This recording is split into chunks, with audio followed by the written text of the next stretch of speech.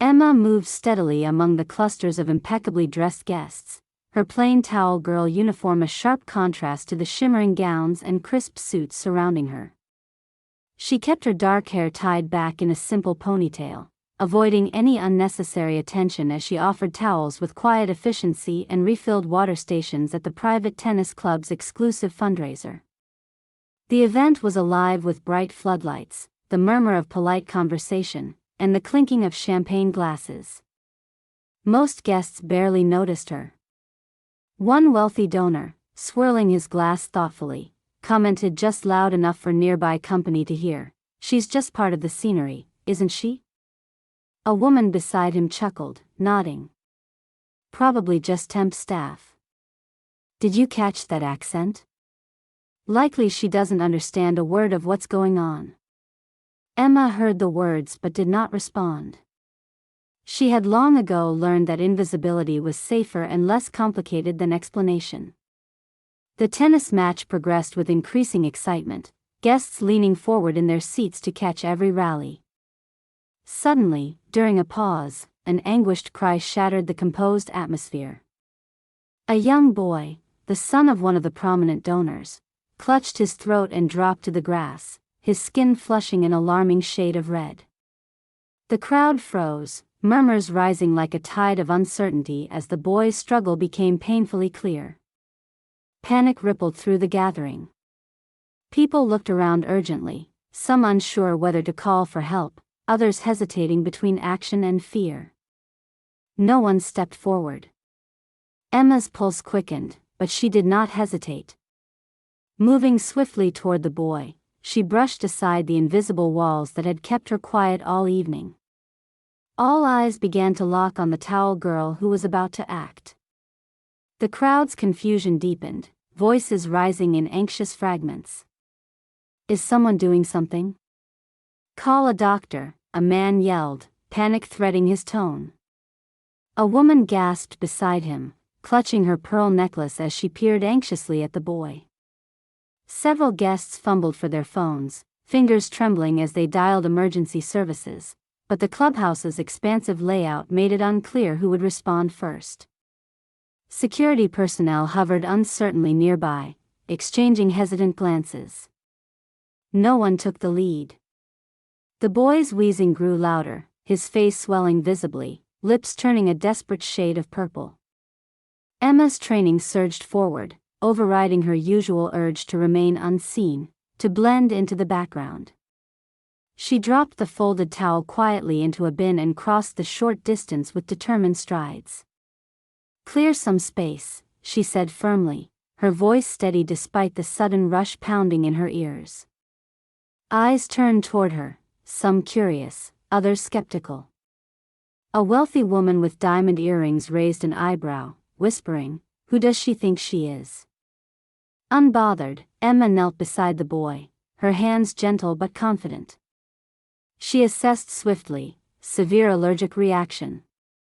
The hallmark signs, the swelling, labored breathing, panicked eyes, all evidence of anaphylaxis, a life-threatening emergency. She glanced upward, catching the attention of a young man, likely a waiter. "Go find the first aid kit in the clubhouse," she instructed crisply. "And bring the epinephrine auto-injector." The man hesitated momentarily, his eyes flicking nervously to the guests' whispering mistrust, but nodded and hurried away. Emma then locked eyes with a woman's, the boy's mother, who had just arrived breathless at the scene. Her face was pale, the shock clear, but her gaze sought guidance.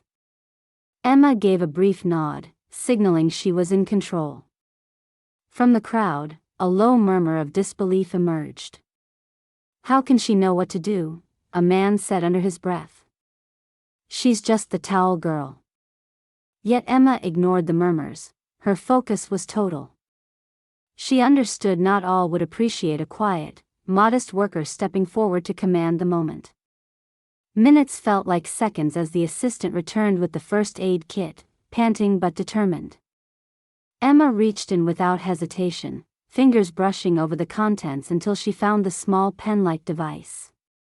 "This is the EpiPen," she explained clearly. It delivers a dose of adrenaline to stop the allergic response.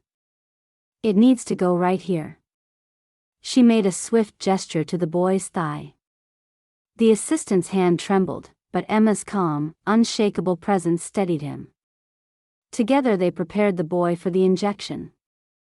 Emma spoke softly, reassuringly, "Stay still, this will help you breathe easier." She pressed the injector firmly into his leg. The boy whimpered but remained still. Slowly, the boy's breathing began to ease, his skin color inching back toward normal. Emma instructed the crowd, "Give him space.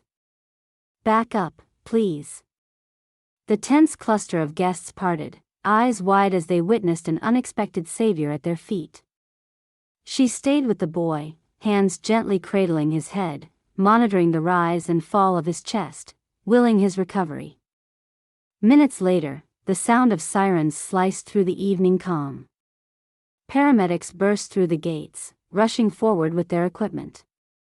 Emma briefly stepped back, letting the professionals take over, but kept a protective gaze on the boy while their team worked. The room fell into a heavy silence. The earlier chatter had dissolved into awe. Faces that only moments before had ignored her were now fixed on Emma, some with surprise, others with newfound respect. A woman whispered, "She saved him." Another nodded, eyes reflecting gratitude she hadn't anticipated.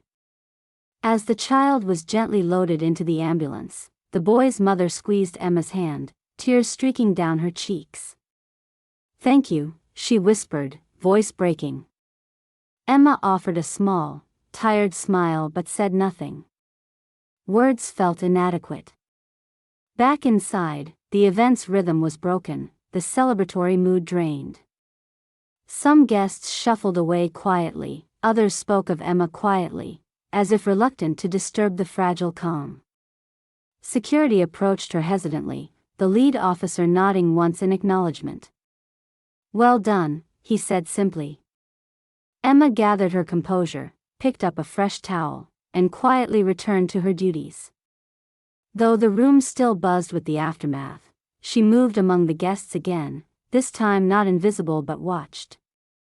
Some eyes lingered, no longer indifferent but searching, maybe even wondering who this towel girl really was. Amid the soft hum of the event regaining its pace, Emma's heart was pounding strongly, not with fear, but with something closer to relief. She had acted without hesitation, she had stopped the crisis. And though the expectations of the room had shifted suddenly, she remained the same woman beneath the plain uniform, quiet, capable, and until this moment, unnoticed. Yet now she could feel the weight of attention settling over her, uncomfortable but undeniable. People whispered, gestured behind cupped hands, and stole glances. The invisible walls had cracked. Emma's face flushed with a mixture of anxiety and something new, a flicker of pride. The boy was safe. She had done what was needed. The night did not return to normal. The guests' murmurs turned into cautious conversations about the incident, many replaying the image of the towel girl who stepped forward when others faltered. Emma moved forward among them, no longer just staff on the sidelines but a figure who, unexpectedly, had become the center of a story that would not soon be forgotten. Even as the crowd's tentative appreciation laid like a thin veil over Emma, her mind was flooded with memories she had long tried to keep tucked away, as neatly folded as the towels she carried tonight.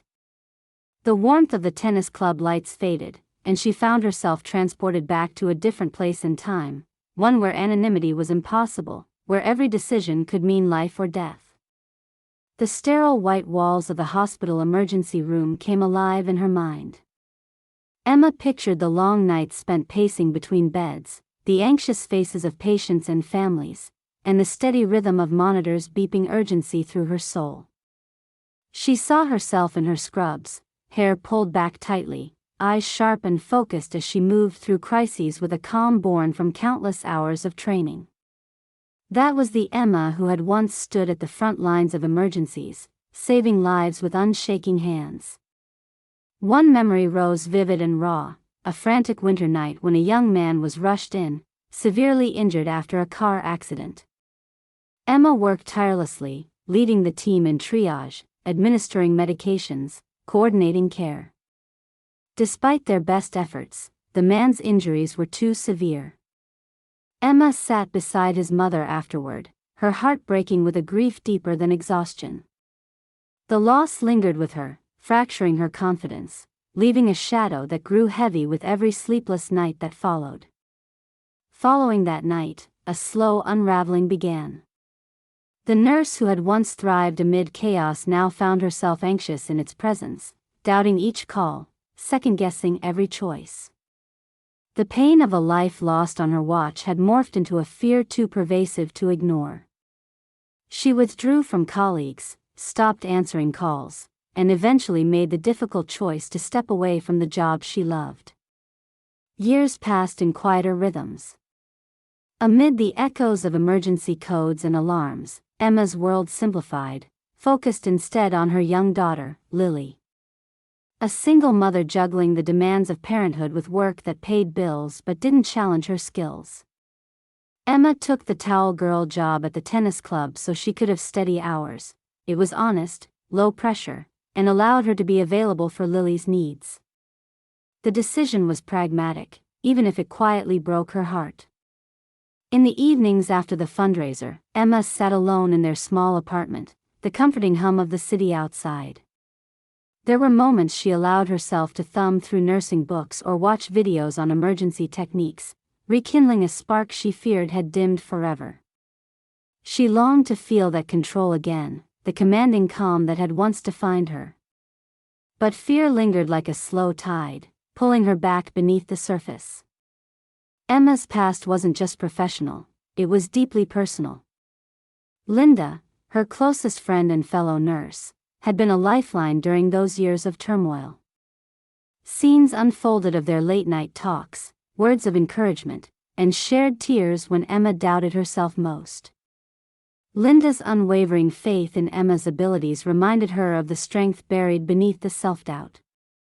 Yet even with support, Emma stayed hidden beneath the veil of normalcy. Having left the frantic rush of the hospital, she lost touch with the community she once had, her skill set quietly slipping into the background like a worn photograph gathering dust.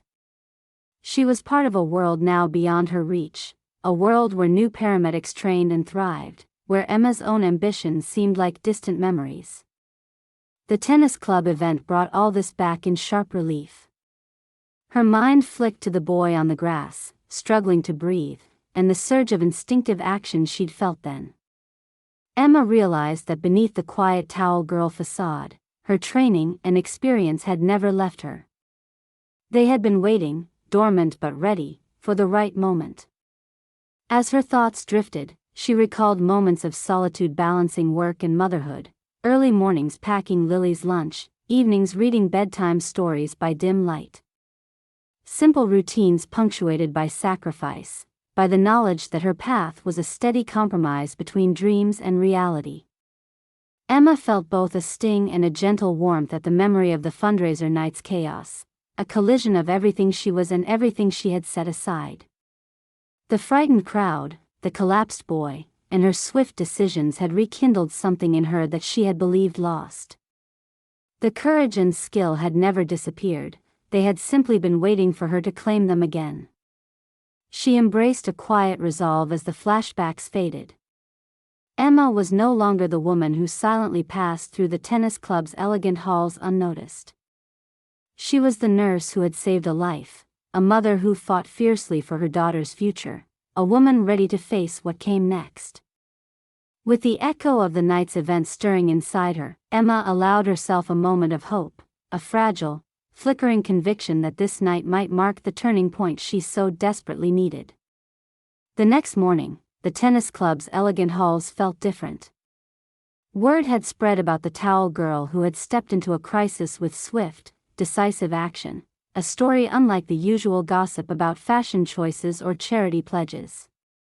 Quiet whispers followed Emma as she moved through her morning tasks, but this time they carried a curious respect rather than dismissal. As she refilled the water stations in the lounge, a well-dressed woman approached her hesitantly. "Emma, isn't it?" she said softly. "I just wanted to say thank you. You saved my son last night." Her eyes glistened with genuine gratitude, and Emma found herself taken aback by the warmth behind the words. I'm glad he's okay," Emma replied, her voice steady despite the sudden flutter in her chest. More guests emerged from conversations, their tones shifting from polite formality to an earnest earnestness. A man in a navy suit, one of the event's organizers, sought her out by the refreshments table. "Emma," he began, "I've seen how you handled last night. Truly impressive. We're all grateful." He hesitated for a moment, then smiled. "It's inspiring, really." Meanwhile, footage recorded by attendees began circulating on social media. Videos showed the tense instant when the boy collapsed, followed by Emma's swift intervention. Comments flooded in, messages of praise, admiration, even surprise. "The towel girl? What a hero," one post read. Another called her calm in chaos. Local news picked up the story, adding interviews with guests still shaken but thankful, touching on Emma's steady presence. Emma's co-workers, who had once ignored her, now exchanged tentative smiles and nods when she passed by. "Good job, Emma," a young waiter said quietly, catching her eye one afternoon as she placed towels by the courts. It was a small phrase, but it carried weight, a subtle acknowledgement she hadn't expected. The atmosphere among staff shifted over the following days. The manager invited Emma to sit in on a meeting about event safety protocols, valuing her insight in a way she'd never experienced before. Colleagues who had been distant now sought her out for casual chats, curious about her background.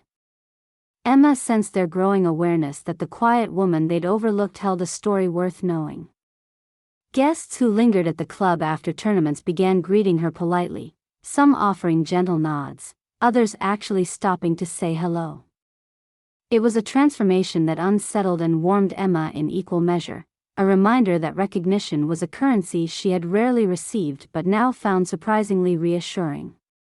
Behind the scenes, the local media began uncovering snippets of Emma's past. Old photographs surfaced online, a younger Emma in navy scrubs with a gentle smile, standing confidently in a hospital hallway.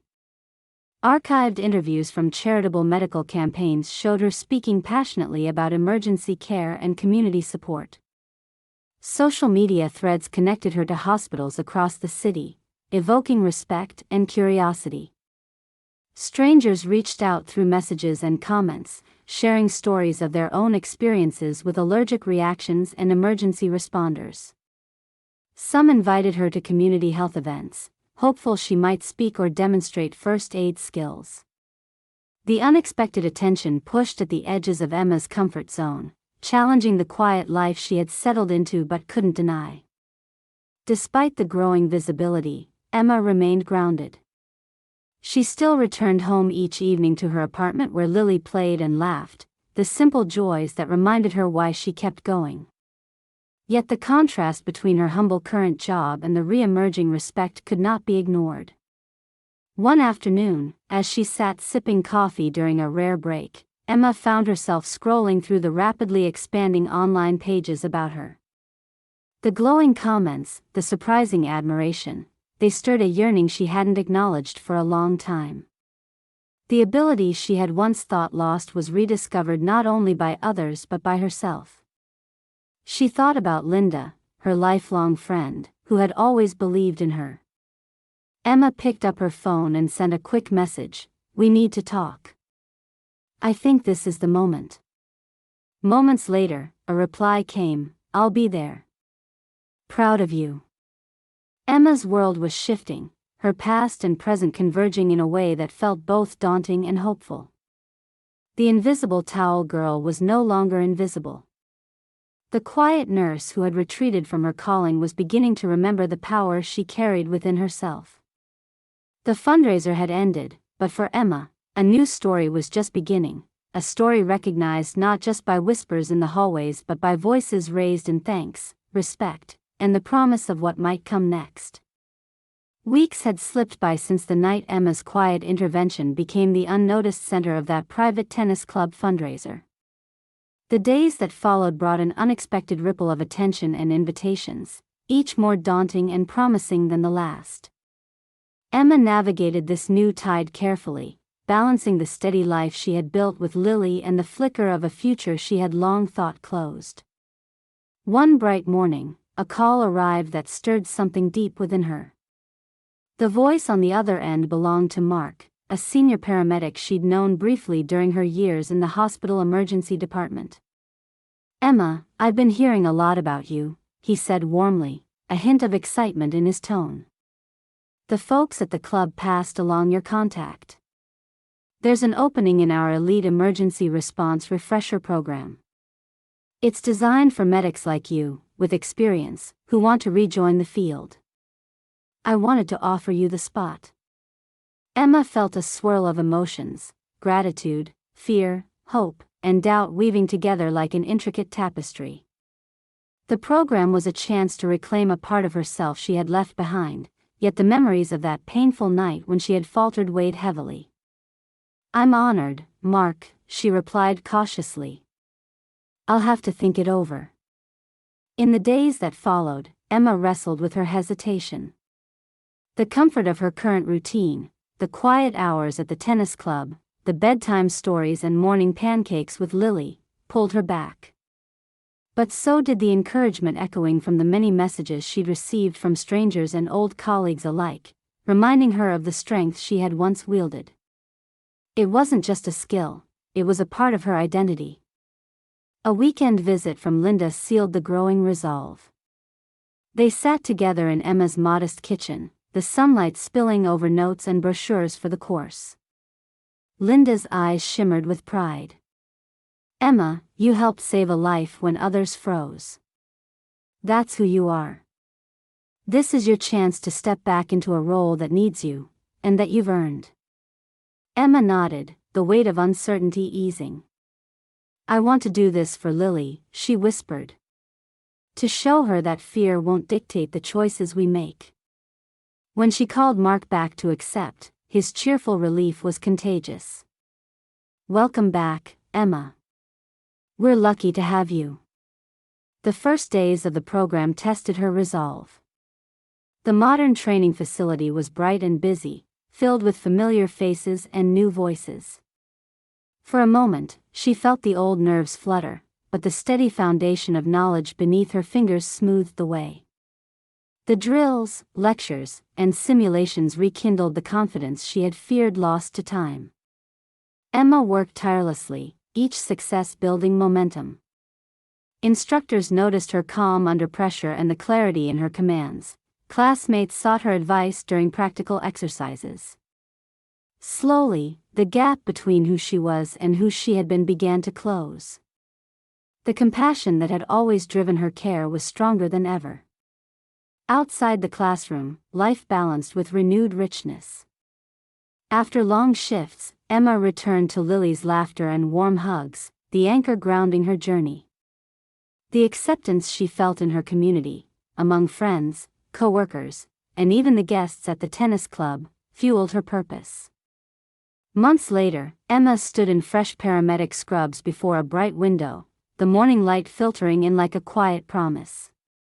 She had completed the refresher course with distinction and was now preparing for her first shift back on the emergency response team. A deep breath filled her lungs, steadying her nerves as the weight of the journey settled comfortably on her shoulders. Lily's small hand slipped into hers as she knelt down by the bedside. "Mom, I'm proud of you," the girl said simply, her eyes sparkling. Emma smiled, her heart swelling with a blend of joy and quiet strength. "Thank you, sweetheart. I'm proud of you too." The sun rose steadily beyond the city skyline, and Emma stepped forward through the doors of the Emergency Response Center, no longer invisible, no longer afraid, but fully herself. A woman who had faced doubt and pain and emerged ready to lead with skill, courage, and a heart wide open to both challenges and hope. Her journey was far from over. But for now, the path stretched ahead vibrant and true, a new chapter alive with possibility.